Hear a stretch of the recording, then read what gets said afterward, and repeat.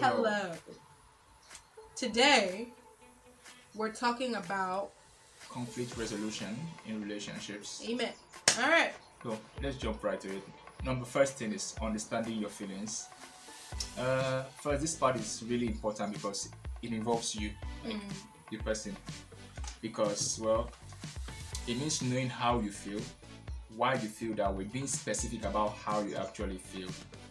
Like, you might feel that you know how you're feeling, meanwhile, it's not. I don't know. I've had cases where I think I'm angry because of one particular thing, meanwhile, there's a whole other thing that's making me upset, and I think, okay, it's this particular thing. So it involves you actually taking time to decode your feelings and understanding how you can better express it to your partner. Why not at least disrespecting them or going out of line? Knowing how you feel, like I said, and why you feel that way. Let's break it down because let's be honest here. Even me that I'm sitting close to you, I'm not really understanding what you're saying. Okay. So understand your feelings. Yes. You feel a certain type of way, but you're not certain what it is you're feeling. Okay. Yeah. Let's say I'm feeling something towards you now. Now I don't know if it's anger or frustration. Okay. So I'm supposed to first of all understand Understand the feeling. Okay. Understand why you're feeling. Then you can go about telling why you're feeling that. What actually you are feeling. Okay. You get. And one thing that was solution that helps actually journaling. You can, if it means putting it down in writing. Yes. Okay. Because I do that sometimes. I write how I'm feeling in write my how notes. you feel. Okay. Put it down. So I'll understand. Okay. This is why I'm feeling this way because of something he said or he did. Okay. Because you might even be upset without the person doesn't even know what they can do to change. Okay. So it now looks like you're always complaining about the same thing over and over. So what comes to worst, if it means you putting it down, you can put them down in writing. They call it journaling in psychology. Put it down in writing and, of course, deal with it one at a time. That's the first thing. Number two. Write something. That's what he's trying to say, basically. Number two, improve your listening skill. Well, I realized recently that two things actually cause issues in any kind of relationship, whether guys, girls. Communication, number one, and two, understanding, which understanding is even harder. Yeah. Because somehow our brain just tricks us into always wanting to prove our point without actually seeing the other person's perspective. Now you're not seeing the person's perspective. If I bite my tongue, because because the person is right or the person is wrong. But then it's only when you see the other person's perspective that you can actually understand their point of view. And you can only see their perspective if you listen. Yes, listen to what they are saying. Don't just hear them. Don't listen. Let me put it. Don't listen to reply. Listen to understand. Yeah. Okay. So that's actually very important. You don't have to start listening to them and start thinking of a response. I cannot just say this is where I have had to improve myself. Okay. Sometimes I listen to reply. But recently, I've started listening to understand, like listen to know where this person is coming from, listen to just see how exactly this person is feeling. Do you understand? To put yourself in that person's shoes, and then you can now understand. Okay, this is where this person might have felt hurt. And in cases where the solution here, I think, is instead of you using "I think" when you're talking to that person, rather use "I feel." I feel. Because certain words you use actually trigger people. So instead of saying "I think," they're saying, "Okay, this is how I feel," and it's a feeling. It could be right, it could be wrong. So instead of saying "I think," say rather "I feel." I feel like this. I feel you should do this. I feel you should do that. So that's number two. Number three, find the real issue.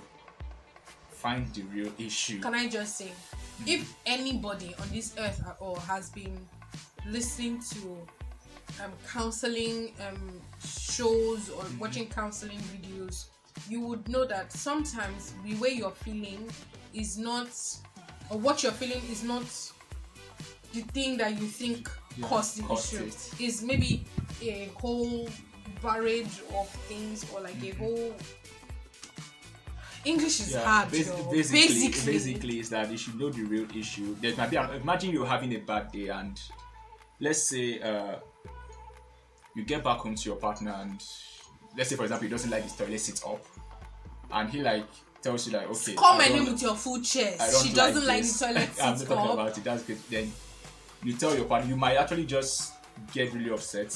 Meanwhile, it's something on the normal. Now you're angry with the way your partner spoke to you. Meanwhile, it's actually your boss in the office who spoke rudely to you. That's actually the underlying cause. So you have to be sure what the real issue is. So you don't just end up mixing everything together and giving yourself unnecessary headache that you don't need. So talk about the real issue and deal with it before you actually speak with your partner. Number 4, avoid negative patterns. Yeah. Now humans are creatures of habits. Yeah. And it could either be positive or negative, and this habit actually affects how we behave. And mostly the negative ones causes misunderstanding with people, because it now start looking like a competition about who's right, who's wrong. I don't know if you understand what I'm saying. You start being defensive, you close off, or some people that just explode. And one thing I know I used to do is giving space, and people think that's actually a way to solve things, but it's not. What do you mean by giving space? Like you have an issue with your partner, you're like, let's take a break.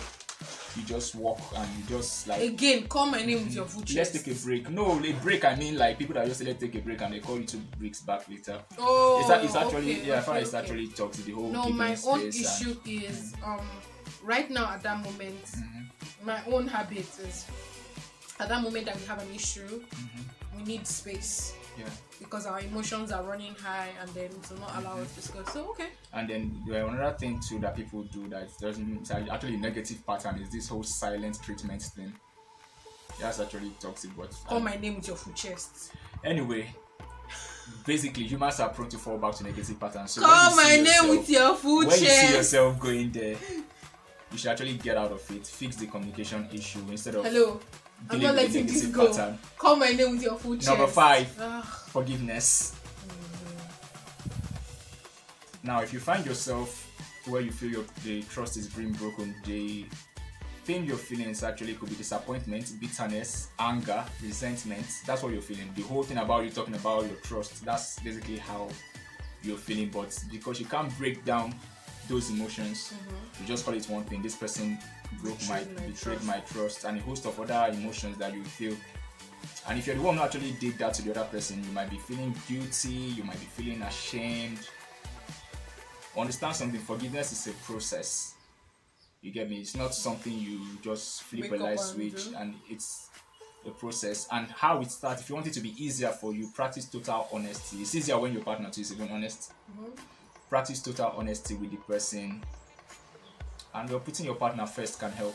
Basically, I think that's the most important thing. Put your partner first, and let your partner know what you need. Okay, not everybody can put their partners first. Then they shouldn't be in a relationship. No, relationship is different from marriage. If it's marriage, God first, then your partner. But if it's a relationship, okay. Fine, we want things to work out, but there's a possibility it might not. So telling you them people, I'm not talking. You're talking about infidelity first. Now. No. Okay. The whole putting your partner first situation. Yeah. Nobody is saying, oh, okay, yeah. Sometimes some people want to prioritize their work. They're not saying they're not going to give room for your partner or whatever, but they have other things they prefer to prioritize over your relationship. No, there's no issue there. I'm just saying if it's something you want to sort out, you should both of you putting each other first to actually go walk through a misunderstanding, basically. Okay. Yeah, that's where I'm coming from. So because if you're saying you, then is that putting each other first or putting the relationship? The relationship first.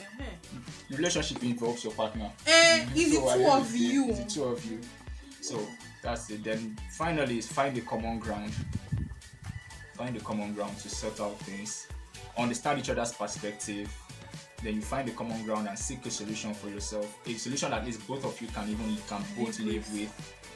Because when the two perspectives are misunderstood, that's when you can just hit a brick wall because you feel the person is not understanding you. But clearly, what I just hear is, I'm not seeing this person's perspective, and this person is not even seeing mine. And sometimes some people don't even want to see perspective; they just want to go with your head. And if you actually take your time out to understand each other's perspective, I say that the issue is not as big as you thought it was. Yeah. So if it's something that can be sorted out with the conversation, have the conversation. If it deserves an apology, apologize. Come to a place of understanding. Work things out in a way that is respectful to the both of you. Sort it out and move on. And understand one thing: the misunderstanding is not. Some people have this feeling of it's a competition. I'm the better person. My partner is the less person. It's not about who is right or who's wrong or who's better than the other. If you feel you're better, you should actually be on your own. Yeah. Yeah, it's not, it's fact. If you are better than everyone, you should be on your own. Okay. So even in place of, sometimes even when I offend you, I still realize that I'm wrong. Yeah, so talk about it, sort out things, and move forward basically. So that's it from us for this video. Hope you enjoyed it. Resolve your conflicts, okay? Yeah. Y'all can do better. Y'all can do so much. No relationship is perfect. All of them when I go quarrel. And now that's the whole point. That's the whole point. Solve it. Solve you can it. solve it. You can solve it. So You can always solve it. if you like this video, give us a thumbs up, subscribe, share. Please leave a comment. We'd like to hear from you guys. So engage us in the comment section and we'll see you in the next one. Please subscribe. Thank you. Subscribe.